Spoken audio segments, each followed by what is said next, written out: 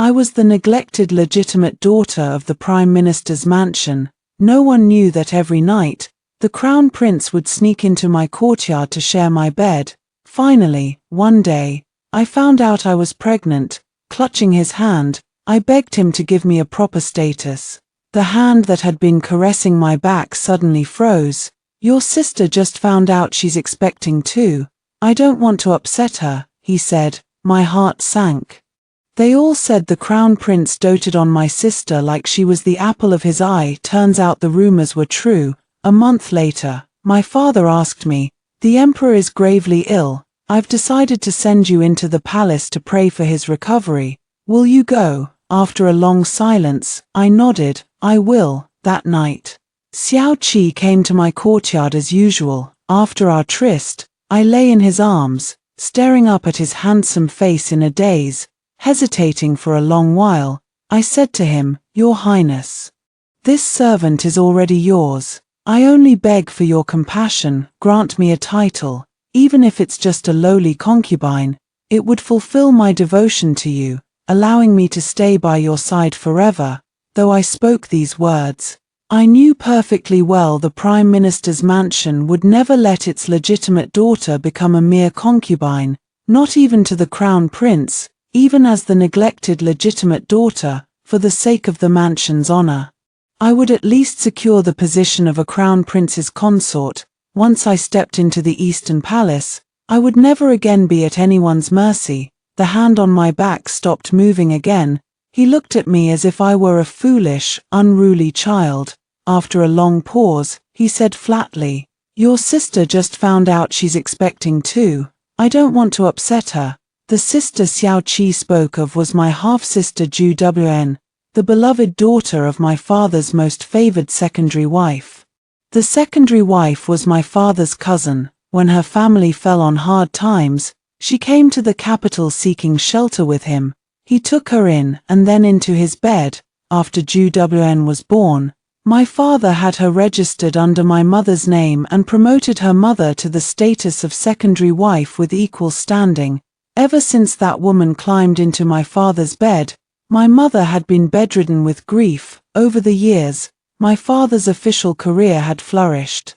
He was no longer the poor scholar who had once relied on my mother's family background to advance, so no matter how much my mother objected, she couldn't stop him from doing as he pleased. Later, when Zhu Wn came of age, she married Crown Prince Xiao Qi and became his official crown princess. As for me, I was nothing more than the neglected legitimate daughter of the Prime Minister's mansion. I had grown up wild like a weed these past years, trampled on by anyone who pleased. But no one knew that on the day Zhu Wn married Xiao Qi, he had laid eyes on me across the wedding feast, and for the past 3 years, every single night, Xiao Qi had come to my courtyard to share my bed. 3 years had passed in the blink of an eye. I had foolishly thought that after all this time, Xiao Qi might have developed some affection for me, but I was wrong.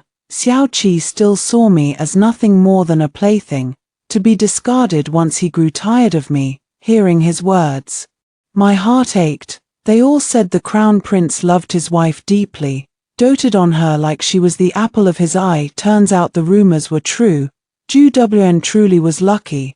I forced down the bitterness in my heart and helped Xiao Qi dress as I always did. Seeing how obedient I was, he suddenly smiled. He wrapped an arm around my waist, picked up a cup of wine from the table, and poured it into my mouth. "I am the Crown Prince now. Everyone's eyes are on me.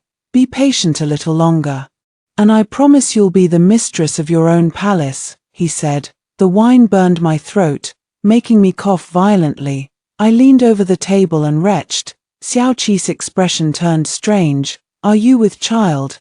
My heart skipped a beat. Looking at his darkening face, I stammered, What if this servant is pregnant?" Xiao Qi didn't hesitate for a moment.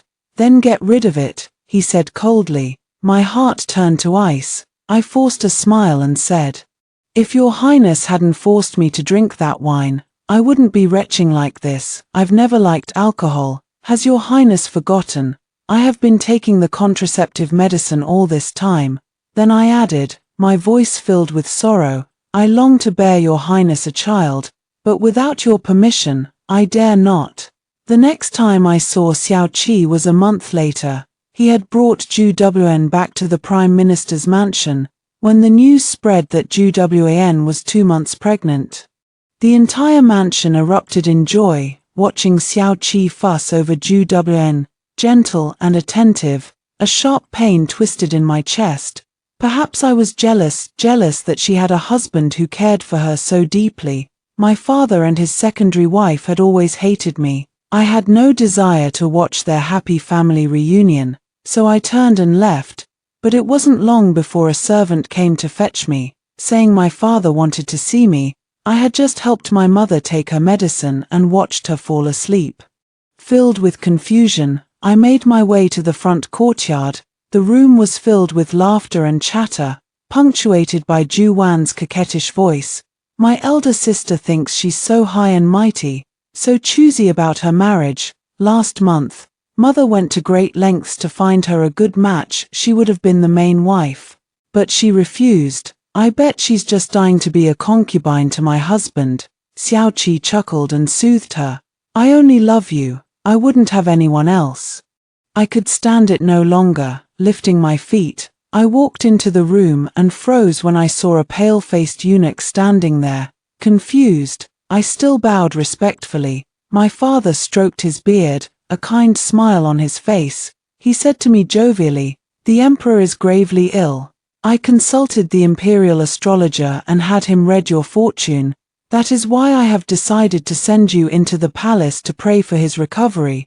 Will you go?" I stared at him blankly. The 4 of them sat up there, looking at me with calm disdain, as if I were nothing more than an ant beneath their feet. Zhu Wan smirked. "Elder sister, you turned down the marriage mother arranged for you, so we found you an even better position. It was my husband who begged the emperor for this imperial edict, all because you are my sister." Hearing Zhu Wan's words, I felt like I had been plunged into an icy abyss. I looked at Xiao Qi in disbelief. But he couldn't even spare me a single glance. His eyes were fixed solely on Zhu Wan. But I knew Xiao Qi well. He had always valued his reputation above all else, and he cherished Zhu Wan and the child in her womb dearly. If I dared to say a single word of refusal, he would have me killed without hesitation. The emperor was gravely ill now. The real power lay in the hands of the empress and Xiao Qi. On the surface, I was entering the palace to become a well-fed, well-clothed concubine, but in truth, I was nothing more than a sacrificial lamb. My chest felt so tight it was hard to breathe. I had shared Xiao Qi's bed for 3 years, and yet he was willing to send me to my death just to make Zhu Wan happy. Of course he was. Only if I died could he pretend he had never betrayed Zhu Wan these past 3 years. Could he continue to play the part of the devoted husband? Only the dead can keep secrets. I placed a hand on my abdomen, feeling the slight softness there, and suddenly, my heart grew calm. I knelt down. The pale-faced eunuch unfurled the imperial edict in his hands. When he announced that I was being conferred the title of worthy consort, Zhu Wan's face turned white with shock. She blurted out, "I thought she was just going to be a lowly maid-in-waiting. Why is she a worthy consort?" The eunuch's expression darkened. He shot her a sharp glance. His voice cold and effeminate. "Does the crown princess have any objections to His Majesty's decision?" Soothed by Xiao Qi, Zhu Wan bit her lip and reluctantly apologized. I paid no attention to Zhu Wan's resentful glare. I simply took the imperial edict from the eunuch's hands and kowtowed respectfully to thank the emperor for his grace. As night fell, I was carried into the palace in a small sedan chair. Before I left, all the masters and mistresses of the Prime Minister's mansion stood at the gate to see me off. Their eyes were filled with disdain, but when they saw the imperial guards standing by, they still bowed low and knelt to bid me farewell. Such was the power of the imperial throne. Every face in the Prime Minister's mansion wore a smile. After all, sacrificing me alone would bring them greater benefits. Only my mother stood there with red, swollen eyes, her body trembling uncontrollably. But she was afraid that if she cried out, she would bring disaster upon me, so she forced herself to hold back her tears. The palace assigned to me was spacious and grand, filled with all manner of rare treasures and luxuries. It was a far cry from the life I had known. Since childhood, I had lived with my mother in a small, cramped courtyard, where we had to do everything for ourselves. My mother had once written letters to my maternal grandfather begging for help. But his family was stationed at the border, and not a single reply had come all these years. Mother always said we just needed to wait a little longer, but I knew the truth. They had abandoned her. The day had been exhausting, and I was fast asleep when a shadow fell over my bed. I jolted awake, staring at the dark figure looming over me. I was about to scream. A hand clamped down over my mouth. I smelled the familiar scent on his clothes, and tears streamed down my face. It was Xiao Qi. Seeing that I had calmed down, Xiao Qi released his hand.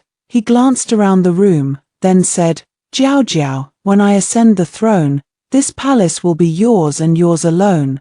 Then his eyes turned cold and sharp. He grabbed my chin roughly, his voice icy. "Don't forget that everything you have now is a gift from me. Don't you dare harbor any foolish ideas." I struggled in his grip, gasping out, "Why isn't your highness with the crown princess? She's pregnant. How do you think she would feel if she found out her husband was sneaking off to visit his stepmother in the middle of the night?" Xiao Qi suddenly stroked my face gently. His eyes were soft, tender, as if he were looking at his lover. He leaned down to kiss me, but I turned my head away. His warm, wet lips brushed against my ear, but it felt like the touch of a cold, venomous snake slithering across my skin. Xiao Qi pulled me into his arms, his voice soft as he tried to soothe me. "Is Jiao Jiao jealous again? Wanwan saved my life once. You know, if it weren't for her, I would have died in that cold palace long ago. You claim to love me so much, why must you be jealous of Wanwan? Though I do love Wanwan deeply, you have been with me for 3 years, I do feel reluctant to part with you." I blinked my eyes slowly. Xiao Qi pulled a small porcelain vial from his pocket, his voice soft and low.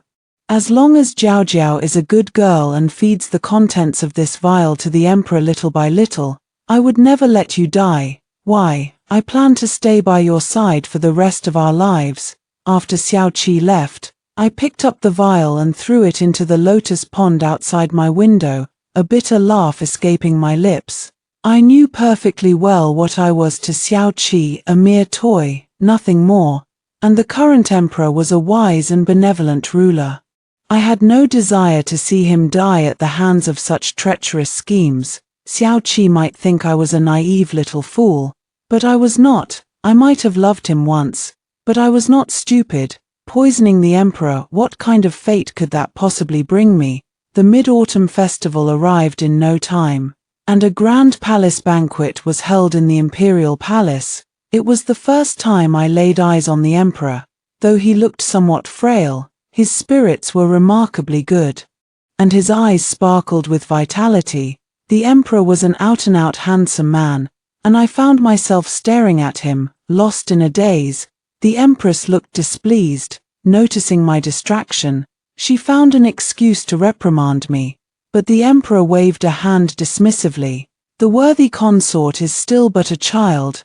There is no need to be so harsh with her, Empress." Then he turned to me, his eyes crinkling with amusement. "I hear you entered the palace of your own accord to pray for my recovery. Now that my health has improved greatly, it is clear that you are my lucky star. Let it be proclaimed, the worthy consort is hereby promoted to worthy noble consort, with the authority to assist in managing the harem affairs." The empress tried to dissuade him, arguing that I had only just entered the palace. The emperor shot her a glance, his tone light yet sharp. "Is not my health the most important matter of all?" I knelt down hastily to express my gratitude. After the banquet, I was walking back to my palace with my maids when we ran into Zhu Dubian and Xiao Qi halfway. Xiao Qi looked at me with a complex, even angry gaze. He knew I had disobeyed his order to poison the emperor. Zhu Wan's eyes blazed with jealousy and resentment as she shrieked at me, Zhu Mingjiao, are you feeling proud of yourself now? Let me tell you this, I will be the future empress. Sooner or later, you will still have to kneel before me. I glanced at the calm-faced maid beside me, who even took a step back discreetly. No need to guess, she was Xiao Qi's spy. Xiao Qi's power had already grown to such an extent, but with the emperor's health improving by the day, could he still hold on to his position as crown prince securely? Staring at Zhu Wan's distorted face, I let out a soft laugh. Save your boasts until you actually become empress. For now, I am still your father's concubine and His Majesty's worthy noble consort. Crown Prince, you really ought to teach your crown princess some manners. She does not conduct herself like one at all. My words left Zhu Wen so furious that her eyes turned bright red. Without a second thought, she raised her hand to slap me. I reached out and grabbed her wrist. Zhu Wen was caught off guard by my resistance, and her anger flared even hotter. I flung her hand away forcefully, my voice cold and stern. This is the Imperial Palace, not your Eastern Palace. You must choose your place to throw a tantrum. If the Emperor and Empress were to learn that the Crown Princess dared to slap a concubine publicly within the palace walls, I am afraid they would be greatly disappointed in the Crown Prince. At my words, Xiao Qi pulled Zhu Wen back. She stared at him in disbelief. Husband, have you been bewitched by this vixen too? Xiao Qi looked somewhat impatient, but when his gaze fell on Zhu Wan's abdomen, he swallowed his irritation and murmured words of comfort to her gently, paying no more attention to the pair of them. I turned and walked away with a smile on my face. I wandered in the Imperial Garden for a long time, until the pent-up frustration in my chest finally dissipated. Just as I was about to return to my palace, Xiao Qi stepped forward to block my path. He glared at me accusingly. Are you truly so happy being father's concubine? I looked up at Xiao Qi's handsome face, a face that had once taken root deep in my heart, a face I had pined for countless nights and days. I had always told myself that Xiao Qi and I were merely using each other. He lusted after my body, while I needed the silver from him to pay for my mother's medical treatment. But how could I not have felt something for him? When someone reaches out a hand to you in your darkest hour, when someone shares your pillow and whispers sweet nothings in your ear, how could you not fall for them? Yet every flicker of affection was snuffed out in our secret, hidden trysts, doused by his constant calculations of what was best for his own interests. I lowered my head, my voice soft and gentle. This humble concubine is no more than a fragile willow flower. To be of service to His Majesty is the greatest fortune of my 3 lifetimes. Of course I am happy. Xiao Qi sneered and grabbed my chin roughly, forcing me to meet his eyes. Jiao Jiao has been a bad girl. You threw away the thing I gave you. How should I punish you? He pretended to ponder for a moment, then grinned maliciously. I cannot think of anything right now. But since today is such a joyous occasion for the worthy noble consort, I have invited the Prime Minister's principal wife to enter the palace. You mother and daughter can have a nice, long chat. My heart sank like a stone.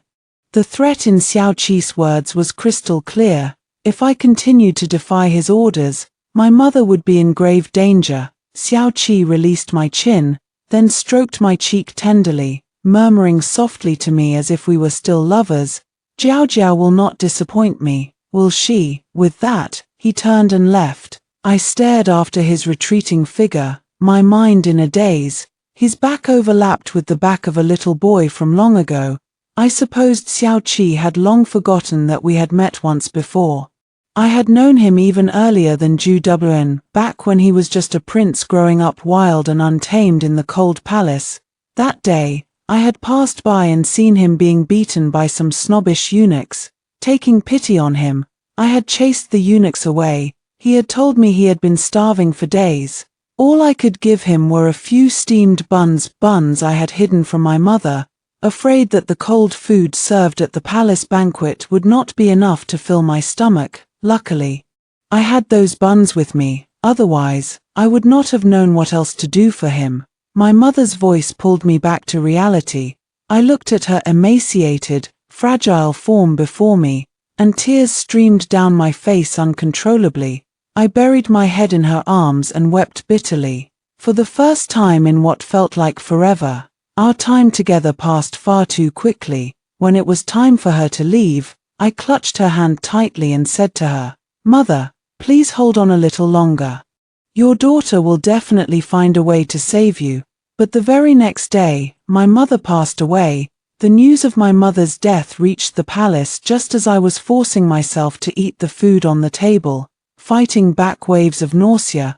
The maid did not hesitate to tell me the news directly. My vision went black, and I almost fainted on the spot. Just yesterday, when I had seen Mother, she had been thin, yes, but her spirit had still been strong. How could she have died so suddenly? It was then that I fully realized how utterly alone I was in this palace. The maids around me waited on me diligently, but their loyalty lay elsewhere with Xiao Qi. Recalling Xiao Qi's words from the previous day, I could no longer contain the rage burning in my chest. I swept the dishes off the table in a fit of fury. It must have been Xiao Qi. He had gone back on his word and killed my mother, grief-stricken by my mother's death. I wanted to beg the emperor to let me leave the palace to attend her funeral and send her off on her final journey, but as soon as I stepped out of my palace gate, I collided head-on with a strange woman. The maids behind me reacted quickly and caught me, but she fell to the ground. Blood began to pool beneath her. She had miscarried.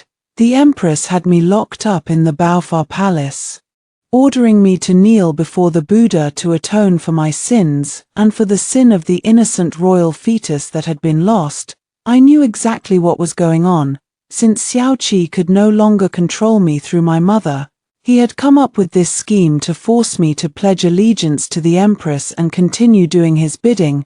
I knelt in the palace hall, hungry and thirsty, yet I knelt there piously all the same, silently reciting the rebirth mantra in my heart.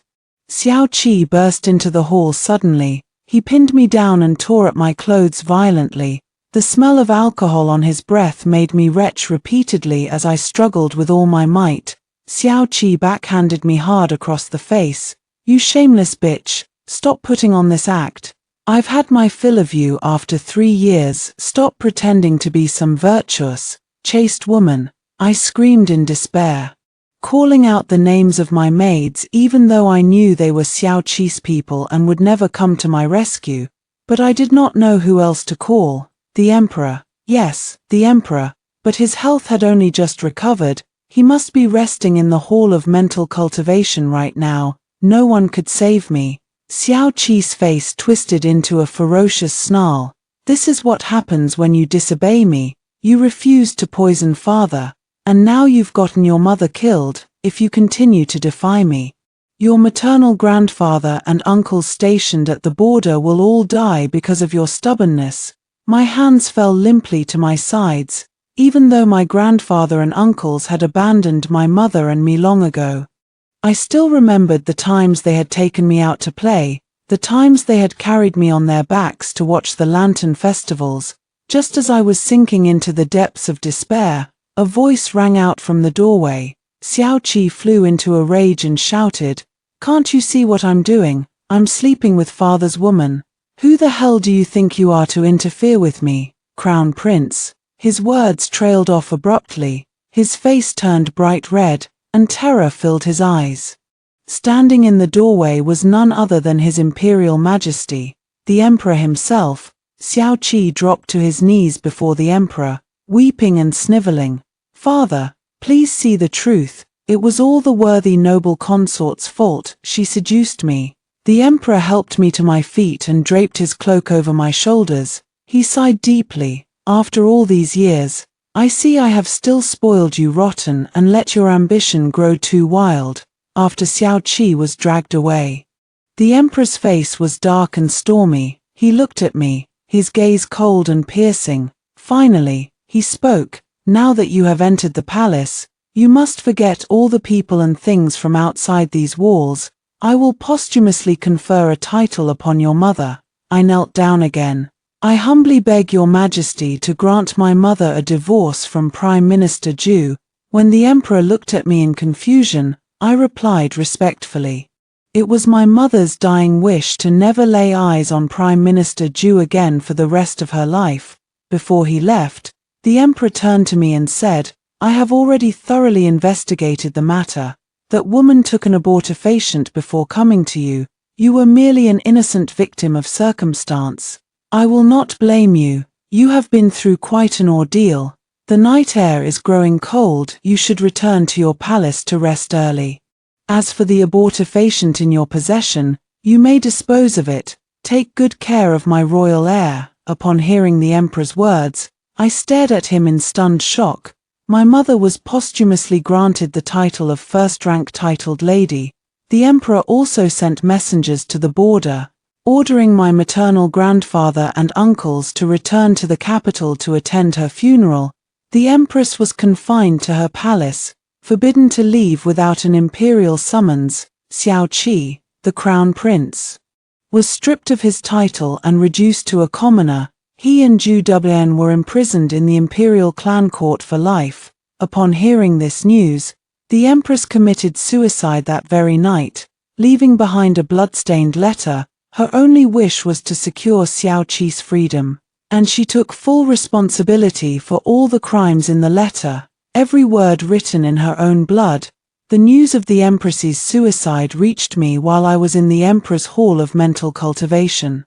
Thanking him for his kindness and also trying to sound out his reasons for summoning my grandfather and uncles back to the capital, the emperor narrowed his phoenix eyes and looked at me, and I felt a flicker of unease stir in my heart. After a long while, he suddenly let out a hearty laugh. You little minx, do you think I am the kind of suspicious emperor who summoned your grandfather and uncles back to the capital just to seize their military power? My cheeks flushed slightly, and I let out a silent sigh. The emperor was indeed the emperor. No thought of mine could ever be hidden from him. On second thought, my attempt to probe him had been rather clumsy. It was only my recent favor with the emperor that had given me the courage to do so. I smiled and rose to my feet, intending to go over and massage his shoulders. Just then, his personal eunuch walked into the hall with a grave expression on his face and reported the news of the empress's suicide to him. Upon hearing the news, the emperor's expression darkened. I felt a surge of fear wash over me. Shortly after, the empress's blood-stained letter was brought in. The emperor glanced at my slightly swollen abdomen and gestured for me to stand further away. The letter reeks of blood. I would not want it to make you feel unwell again. I thanked him gratefully. The emperor read the letter, his handsome brows furrowing tightly together. Then he let out a long, heavy sigh when he looked up at me. He forced a faint smile. Would you like to know what the empress wrote in the letter? I shook my head hastily. Though I was burning with curiosity, I was even more afraid that if I learned of the treasonous words written on it, I would end up dead sooner. The emperor suddenly burst into hearty laughter. I never would have guessed you were such a two-faced little thing, dying to know the truth, yet still so cautious. His mood had suddenly brightened, and I breathed a silent sigh of relief. The emperor said, the empress begged me to spare the deposed crown prince, taking full responsibility for all his crimes. The empress and I were childhood sweethearts. Her family, the Marquis of Chenzhen, sacrificed everything, even their lives, for my imperial throne. That is why I promised the empress that Xiao Qi would be the crown prince, the future emperor. When I ascended the throne, the realm was plagued by both internal unrest and external threats. To protect Xiao Qi, I had no choice but to neglect him. By the time I had eliminated all my enemies, both Xiao Qi and the empress had changed. I know it was my fault, but I am deeply disappointed. I never imagined Xiao Qi would turn out to be such a man. It was I who spoiled him and let his ambition fester. I have several sons, yet now it seems none of them are fit to shoulder the great responsibility of ruling. The empress invoked all the years of our friendship against me. Tell me, what should I do? I fell silent for a long time. Then the emperor waved a hand dismissively. "Never mind. The child in your belly, who knows what kind of ruler he will grow up to be. First, we need to set up a decoy." On the day I was conferred the title of imperial noble consort, my maternal grandfather and uncles finally arrived in the capital. Fortunately, the weather was cold, allowing my mother's remains to be preserved long enough for them to see her one last time. They hastily knelt to kowtow to the emperor and me, then fell silent as they stared at my mother's exquisite coffin, their faces racked with overwhelming grief. Watching them suffer so deeply, my heart ached, but it was also filled with anger. For all these years, Mother wrote to you begging for help, yet not a single letter of yours ever reached her. At my words, my grandfather looked utterly shocked. "Begging for help? Every letter your mother sent us was nothing but a message to say she was safe and well." I froze in stunned silence. The white-haired yet sturdy old man before me burst into tears. He pulled out a thick stack of letters, and when I opened them, I recognized my mother's handwriting, but every word was a cheerful report about her peaceful life. I finally understood. It must have been my good-for-nothing father who, fearing my grandfather's wrath and retribution, had intercepted all the letters between them and forged replies in my mother's handwriting. That was why my mother had been left isolated and helpless for over a decade. He never wanted her to have anyone to stand up for her, otherwise he would never have been able to bestow a title on his beloved cousin. He also dared not let the people of the capital know how he had favored his concubine and abused his wife. My grandfather was so enraged that he grabbed a sword, intent on going to the Prime Minister's mansion to kill my father. It took all my uncle's combined efforts to restrain him. He looked at me with deep remorse, wanting to take my hand, but hesitated, mindful of my imperial status. Finally, he knelt down tremblingly. "Your humble servant offers his respects to your highness, the imperial noble consort." Tears streamed down my face before I even realized it. During those hardest 10 years, my mother and I had not been truly alone and helpless. It was only the schemes of a villain that had kept us apart from our family, who had their own great responsibilities to bear. After learning the full story, the emperor issued an imperial edict reprimanding my father, stripping him of his official position and demoting his secondary wife to the status of a mere concubine. My grandfather and uncles, consumed by resentment, went to the Prime Minister's mansion every day to hurl insults at my father.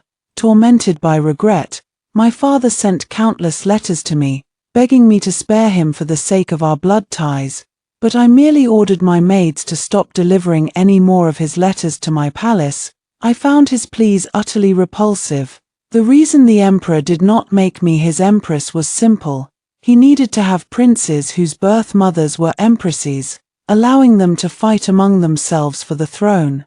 Xiao Qi was that decoy. I had always thought I would be painted as the seductive concubine who had ensnared the emperor with her wiles, but the emperor had other plans. He sent people to spread word among the common folk of my great fortune, proclaiming me his destined savior. The reason his health had improved so dramatically was all because I had volunteered to enter the palace to pray for him. 10 months passed in the blink of an eye. My belly swelled high with child, and even the emperor seemed to grow nervous. During those months, Xiao Qi had fought tooth and nail against the other princes. The fact that he had been released despite committing such heinous crimes led the other princes to believe that the emperor still favored him as the heir apparent, filling them with resentment. As for me, the imperial noble consort, though the child in my belly was also the emperor's son, the other princes were already grown men. To them, my unborn child was nothing more than a lucky charm. Instead, they showered me with care and attention, hoping I would speak well of them to the emperor, all of them except Xiao Qi. Xiao Qi looked at me with the strangest gaze, one filled with profound disappointment, as if he resented me for giving myself to the emperor, for betraying him. He tried countless times to approach me to ask me something, but was always stopped by my maids. the maids around me were no longer his spies. The entire palace had undergone a thorough purge. Now, every single person in it was loyal to the emperor. I said nothing as I met Xiao Qi's bitter, reproachful eyes. As Xiao Qi's gaze grew increasingly resentful, Ju Wan's anger flared hotter and hotter. Spoiled rotten by my father and his secondary wife, then coddled by Xiao Qi after their marriage, she still could not see her true place in the world. She still thought of herself as the high and mighty crown princess. But no sooner had a look of defiance crossed her face than a maid struck her hard across the cheek. I knew exactly what Xiao Qi wanted to ask me, and I was just as eager to know the answer to my own questions. Ever since I entered the palace, even though the emperor had showered me with favor, he had never once touched me. I had originally thought it was because he knew I had been with Xiao Qi, that he found me unclean, yet his affection for me had been genuine. Completely devoid of any carnal desire, he had never once stayed the night in my palace, nor had he ever had any physical contact with me. When rumors began to spread that I had fallen out of favor, another rumor quickly emerged to counter them. This new rumor claimed that the emperor loved me more than anything, regarding me as a divine blessing sent by heaven. He believed that any physical touch from him would be a desecration of my purity. I knew perfectly well that it was the emperor himself who had ordered these rumors to be spread.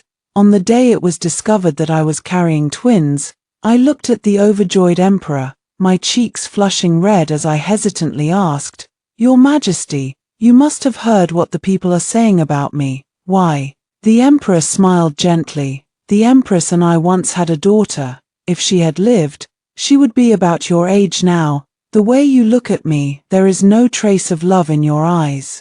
Only respect, and that is a good thing. Otherwise, I would have a terrible headache. After all, I have always regarded you as my own daughter. I knew all along that the child in your belly is Qis, Xiao Qis. I have known everything he has done all these years. The moment you became pregnant and went to fetch that abortifacient, I had already drawn up an imperial edict betrothing you to him as his consort. I never imagined he would be so heartless as to send you into the palace to be my concubine, but then I thought your entering the palace might not be such a bad thing. If the child in your belly is a boy, I will raise him up to be my heir. If it is a girl, I will adopt a child from the imperial clan, grant your daughter a fiefdom, and send you both far away from the capital." Upon hearing the emperor's words, I broke down into uncontrollable sobs. I finally understood the true meaning of his favor. It was the paternal love I had never known. The day I went into labor, a heavy rainstorm descended upon the capital. As soon as the twins, a boy and a girl, were born, the rain suddenly stopped. The emperor was overjoyed, immediately bestowing titles and fiefdoms upon the newborn prince and princess. Meanwhile, the struggles among the grown princes grew even more intense. The emperor and I would sit together, playing with the children. As we watched the princes put on their petty little dramas, even though the emperor had deliberately spread the word that the twins were premature, Xiao Qi still seemed to sense something was amiss. He fought his way into my palace, paying no heed to the emperor's presence. He called out my name, his voice desperate. "Jiao Jiao, these two children are mine, aren't they?" At his words, the emperor looked at him with profound disappointment. All the maids and eunuchs in the hall bowed their heads and busied themselves with trivial tasks. They were all loyal to the emperor, and naturally, none of them dared to say a word. Yet still, the emperor could not hide his disappointment in his son. He knew full well that Xiao Qi's reckless words could plunge both me and the children into unspeakable peril. If he had not known about my past with Xiao Qi, if he had not orchestrated everything from behind the scenes, I would have long ago despaired and taken my own life amid the endless rumors and slander. The emperor said coldly, "How dare you address the imperial noble consort in such a manner? Have you lost your mind? I regret ever releasing you from imprisonment. To think you would resort to such underhanded tactics to frame the imperial noble consort." After Xiao Qi was dragged away, The emperor's expression clouded over with sadness. I knew exactly what he was grieving for. Xiao Qi was the son of his beloved late wife, the child he had pinned all his hopes on, and yet he had grown into a man the emperor held in such contempt. The emperor held the little princess in his arms. For the first time, I saw a look of utter confusion in his eyes as he asked me, "What if I fail to teach this child well?" He did not wait for me to answer. Perhaps he had not expected me to have an answer at all. He looked suddenly aged, sitting there on the throne, though still handsome. His appearance filled me with a sudden, overwhelming sense of dread, as if he were about to leave me forever. The little princess in his arms let out a soft cry, and he snapped back to his senses. He let out a bitter laugh. I have allowed myself to become too attached. I knew nothing of. How old are you now, still crying like a child? The children will laugh at you. I knelt beside his bed, sobbing so hard I could barely catch my breath. In your majesty's presence, this humble concubine will always be a child. The emperor said nothing. He took Liana's hand in his own, his voice earnest as he charged the boy. Your mother has led an extremely difficult life. From now on, you must take my place and care for her. Never defy her wishes. You must protect your little sister, be her rock, and ensure she never has to suffer wrongs without anyone to stand up for her. Liana nodded, tears glistening in his eyes. Then the emperor took Chang'an's hand, his tone gentle yet firm. You are the eldest princess. No one in this realm dares to bully you. Do not cry. When the ministers arrived, the emperor's personal eunuch, his eyes swollen red from crying, unfurled the imperial edict in front of them all. Written on it was the name of my son, Xiao Lian. There was another edict as well, a decree ordering Xiao Qi's execution. After seeing to all these matters, he dismissed everyone from the room, leaving only me, Liana, and Chang'an behind. Liana took Chang'an's hand and knelt down before the emperor's bed. Looking into the emperor's cloudy eyes, he choked out, "Father, rest assured, I will take good care of Zhening. Chang'an and I both know what we must do." Zhening was the daughter Zhu Wen had given birth to. The emperor smiled weakly. "I know, you are all good children. At last, it was just the two of us left alone." The emperor lifted his hand with great effort and gently brushed the tears from my cheeks. "Do not cry, I still have to thank you. After I die, do it quietly, quietly place the empress in my coffin. She was my first wife. Her mistakes, I will talk to her about them properly in the afterlife." Tears poured down my face like rain. I nodded my head frantically, unable to speak. No matter how hard I tried to hold on to him, the light of life in the emperor's eyes gradually faded away. I let out a heart-wrenching wail. This time, no familiar voice would ever come to comfort me again. After Liana ascended the throne, he honored me as the Empress Dowager. The late emperor had left Liana with a wealth of talented ministers, each checking and balancing the other so that no single individual could amass too much power. This prevented the disasters that often befell a realm when a young ruler ascended the throne. Liana proved to be a worthy emperor. I took a vial of poisoned wine and went to Xiao Qi's residence. Over the years, his life had grown increasingly shabby and desolate, with heavy troops guarding the mansion day and night. The late emperor had secretly been looking after Zhening all these years. Yet she was still thin and frail, but her eyes shone brightly with intelligence. When she saw me, she knelt down and kowtowed respectfully. Zhu Wen screamed at her to stop, but Zhening paid her no heed. I had known of Zhening's hardships all these years, and I knew what kind of person she was. Unlike her infamous, despicable parents, she was upright and kind-hearted. I had wanted to take her away and raise her by my side once, but she had refused. She had said she did not want to be a burden to me. Now, that burden no longer existed. Zhening was obedient. Leaving the room without hesitation, I looked at Xiao Qi, his face covered in unkempt beard stubble. He tried to approach me, but my maids roughly pushed him away. "Do not come near Her Majesty the Empress Dowager." Xiao Qi froze in shock. "Empress Dowager? But I am the new emperor. Jiao Jiao, you are my noble consort. I will confer the title of noble consort upon you. Though Zhu Wen is a madwoman, I cannot let the whole world laugh at me for casting her aside. But rest assured, she will only have the empty title of empress. I could not help but laugh bitterly. Even at this final moment, he was still obsessed with his reputation and social standing. Though Ju Wn had lost her mind, she had truly loved him all these years. She had been willing to sacrifice her dignity to fight for him. But he, well, I had known it all along. Xiao Qi was a man of cold, unfeeling heart. I informed him of the late emperor's edict. His face turned ashen with disbelief. Ju Wn launched into a tirade of insults, screaming that I was a shameless whore. My maids gagged her mouth shut. I looked at the pitiful, disheveled figure of Xiao Qi and said calmly, "Your Highness, when I was 7 years old, I entered the palace with my mother.